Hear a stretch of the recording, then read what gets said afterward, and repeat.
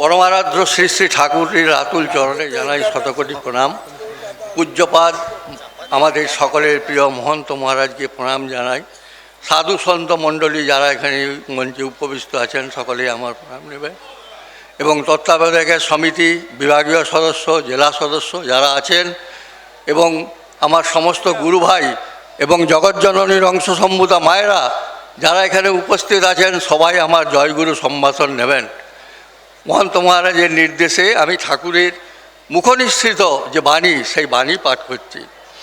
অভয় বাণীর অভয় তানে ঘুচায়েছ মৃত্যু ভয়, তোমার প্রতি শিষ্য আজি তোমার কৃপায় মৃত্যুঞ্জয়।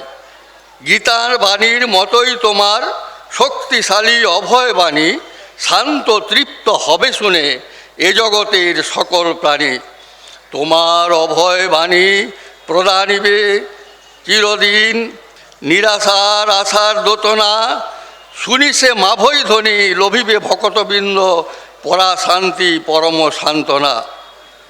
তোমার অভয় বাণী প্রদানিবে চিরদিন, নিরাশায় আশার দোতনা। তোমরা সংসারী, তোমরা যখন সংসারী তখন মাঝে মাঝে বিপদ বা অশুভ ঘটনার মধ্যে পড়িতে হবে বই কি। সুতরাং সর্বপ্রকার অবস্থার জন্য সর্বদা প্রস্তুত থাকাই পাকা গৃহস্থের লক্ষণ। কোনো অবস্থাতেই মুহ্যমান হইলে চলিবে না, বীরের ন্যায় প্রস্তুত থাকিতে হইবে।